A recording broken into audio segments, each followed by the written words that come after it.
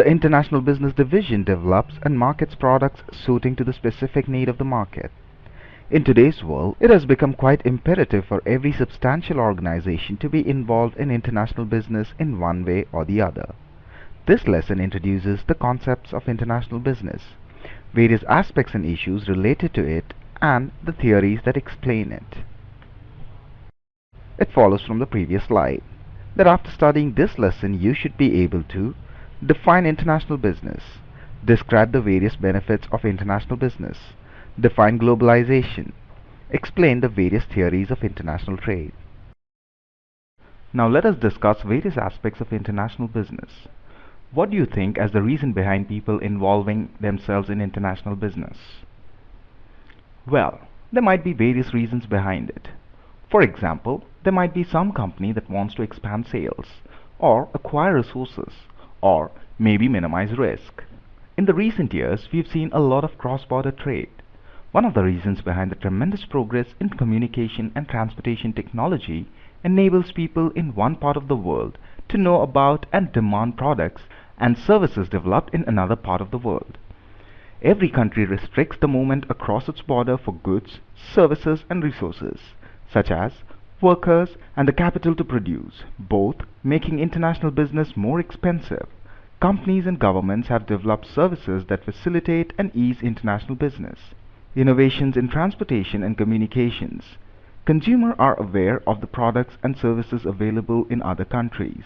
The consumer wants more, new, better and differentiated products. Moreover, an increase in global competition is also one of the prime reasons behind the increase in international business. Modes of international business include merchandise and service exports and imports and investments.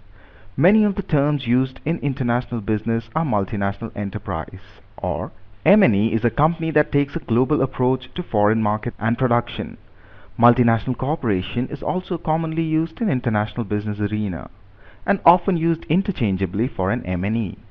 Another term sometimes used as a synonym for an M&E, especially by the United Nations, is transnational company, TNC. Companies with international operations can be global or multi-domestic. A global company, sometimes called a globally integrated company, integrates its operations that are located in different countries. The company forms its strategies and the means to implement them after examining the external environment. To operate within a company's external environment, its managers should have, in addition to knowledge of business operations, a working knowledge of basic social sciences, political sciences, law, anthropology, sociology, psychology, economies, and geography. The important special problem in international marketing are political and legal differences, cultural differences, economic differences, differences in the currency unit, differences in the language, differences in the marketing infrastructure, trade restrictions, high costs of distance, and differences in trade practices. International competition may not be a matter of choice when survival is at stake. The main benefits of international business include growth of overseas market and expanding market reach, sales and profit. Foreign markets constitute a larger share of the total business of many firms that are wisely cultivated markets abroad. Demand for mass products is affected by such cyclical factors as recession and such seasonal factors as climate. The unfortunate consequence of these variables is sales fluctuation, which can frequently be substantial enough to cause layoffs of personnel, inflation and price moderation. The benefits of exports are readily self-evident. Imports can also be highly beneficial to a country because they constitute reserve capacity for the local economy, improved employment and increased standard of living. Interdependence and integration of individual countries of the world may be termed as globalization. Thus, globalization integrates not only the economies but also societies.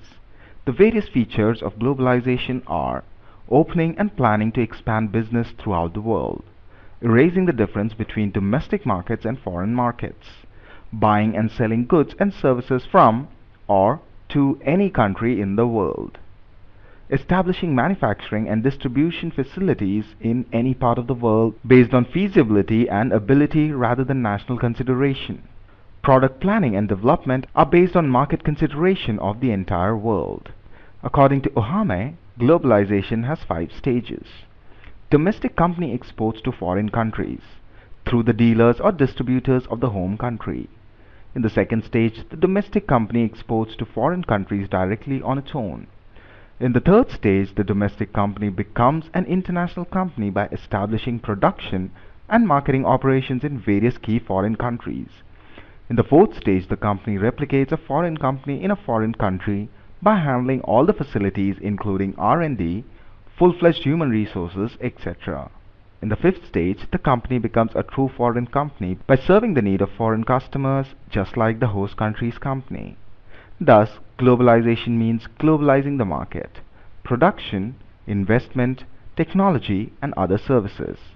Coca-Cola, Pepsi, McDonald's burgers, Madonna's music, MTV, Sony Walkman, Levi's jeans, Indian masala dosa, Indian Hyderabadi biryani, etc. are a few brands popular worldwide. What benefits do they derive from globalized operations? The major advantage of globalization are free flow of capital, free flow of technology, spread out the manufacturing facilities, balanced development of world economies, increase in production and consumption, low prices with high quality, cultural exchange, and demand for variety of products and many more. But is globalization only beneficial?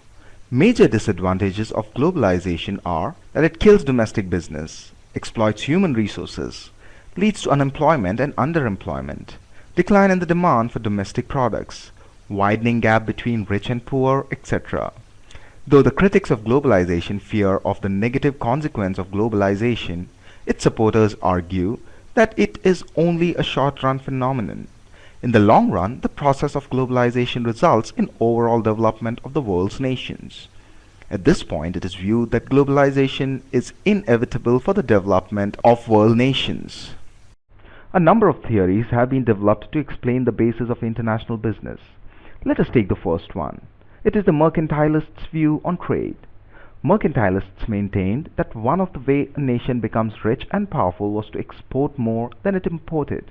The resulting export surplus would then be settled by an inflow of bullion or precious metals, primarily gold and silver. According to Adam Smith, trade between two nations is based on absolute advantage. When one nation is more efficient than another in the production of one commodity but is less efficient than the other in producing a second commodity, then both the nations can gain by each specializing in the production of the commodity of its absolute advantage and exchanging part of its output with the other nation for the commodity of its absolute disadvantage. By this process, resources are utilized in the more efficient way and the output of both commodities will rise. According to the comparative study theory, countries in the long run will tend to specialize in the business, production and marketing of those goods in whose business they enjoy comparative low-cost advantage and import other goods in which the countries have comparative cost disadvantage. If free trade is allowed, this specialization helps in the mutual advantage of countries participating in international business. Swedish economists Elie Heckscher in 1990 and Bertil Ohlin in 1933 put forward a different explanation of comparative advantage. They argued that comparative advantage arises from differences in national factor endowment. By factor endowments, they meant the extent to which a country is endowed with resources such as land, labor, and capital. Nations have varying factor endowments, and different factor endowments explain differences in factor costs. The more abundant a factor, the lower its cost. Raymond Vernon initially proposed the product life cycle theory in the mid-1960s. Vernon argued that the wealth and size of U.S. market gave American firms a strong incentive to develop cost-saving process innovations. Vernon argued that most new products were initially produced in America.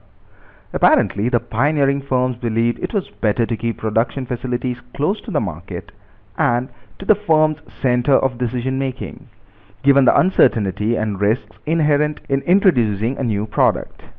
Also, the demand for most new products tend to be raised on non-price factors.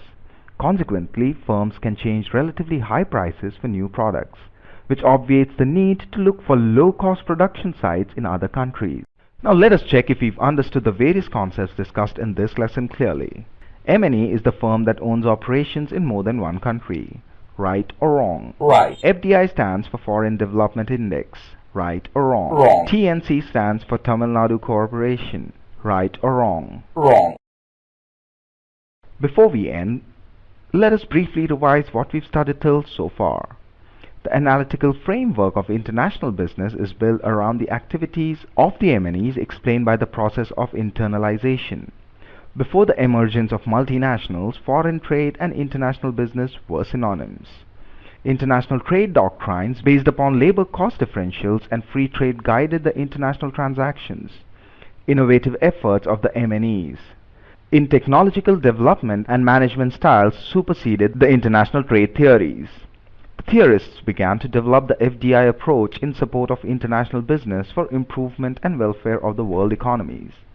Several theories have been formulated from time to time which have attempted to explain the basis of international trade and FDI. With regard to international trade, the doctrine of mercantilism was the earliest. Its postulation was that nation could become rich by acquiring gold from abroad, which was possible by increasing exports and decreasing imports. The interest of the nation was supreme to them. Adam Smith and Ricardo rejected the mercantilists' notion on the grounds that the gains of individuals were the gain of the nation, and any activity which increased the consumption of the people should be considered with favor. Thank you.